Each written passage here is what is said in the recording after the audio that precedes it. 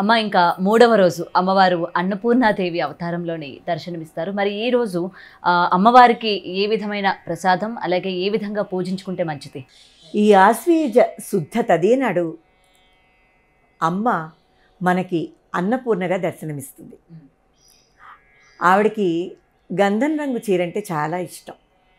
అలాగే ఆవిడకి కట్టె పొంగలి నైవేద్యం పెడతారు. కొన్ని సాంప్రదాయాలలో అన్నం పరమాన్నం కూడా పెడతారు. కట్టె పొంగలి ముఖ్యంగా పెడతారు. ఈ గంధం రంగు చీర ధరిస్తుంది.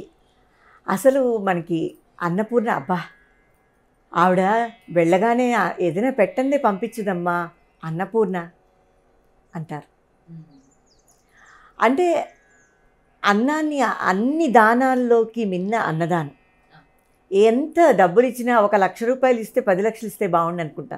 కానీ అన్నం కడుపు నిండుతుంది కాబట్టి అన్నం పరబ్రహ్మ స్వరూపం. అన్నపూర్ణే విశాలాక్షి అన్నపూర్ణే విశాలాక్షి రక్ష అఖిల భువన సాక్షి కటాక్షి అన్నపూర్ణే అంటారు ముత్తుస్వామి దీక్షితులు గారు. శంకరాచార్యులు వారు కాశీ కదా, కాశీలో ఉంటుంది అన్నపూర్ణ తల్లి.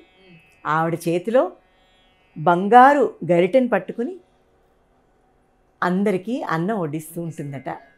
పాయసాన్న పూరిత మాణిక్య అంటే మంచి బంగారు గిన్నెలో బంగారు గరిటెను పెట్టుకుని పాయసాన్నగా నిండినటువంటి గరిటెతో ఆవిడ అందరికీ కూడా అన్నం వడ్డిస్తుంటుంది. స్వామివారికే భిక్ష పెట్టినటువంటి మహనీయురాలు కాశీ విశాలాక్షి తల్లి అన్నపూర్ణదేవి. అందుకని మనకి అన్నపానాదులకి లోటు లేకుండా ఉండాలంటే ఈరోజు అమ్మని తప్పకుండా అత్యంత భక్తితో పూజించాల్సిందే. అయితే శంకరాచార్యులు వారు ఈ అన్నపూర్ణ గురించి మాట్లాడుతూ నిత్యానందకరీ పరాభయకరీ సౌందర్యరత్నాకరీ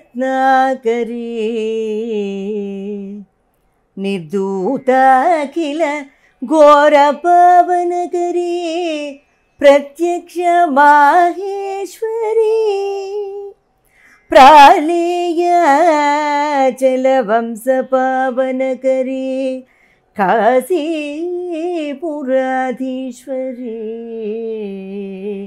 భిక్షాం దేహి కృపావలంబనకరీ మాతాన్న పూర్ణేశ్వరీ. అటువంటి మాత ఒక్కసారి ఒక కోపం వచ్చి ఆవిడ కాశీ నుంచి బయటికి వెళ్ళిందట. ప్రజలు అల్లాడిపోయారట.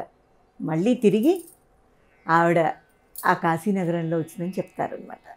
ఈ రకంగా అన్నపూర్ణ ఆర్తులకి ఆకలి బాధ తీర్చేటువంటి ఆర్తత్రాణపరాయణి ఈ అన్నపూర్ణాదేవిని ఈరోజు మనందరం కూడా అత్యంత భక్తి శ్రద్ధలతో పూజించి తరిద్దాం.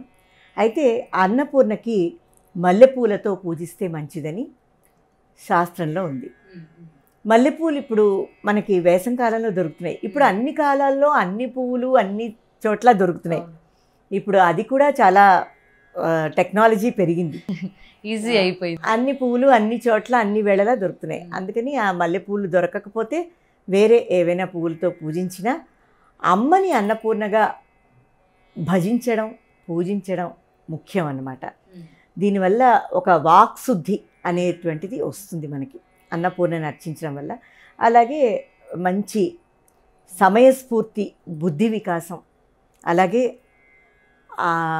అన్నపానాదులకి లోటు లేకుండా ఉండడం, అన్నవస్త్రాదులు మనకి సమకూరడం, ఇవన్నీ కూడా అన్నపూర్ణాదేవి మనకి అనుగ్రహిస్తారు.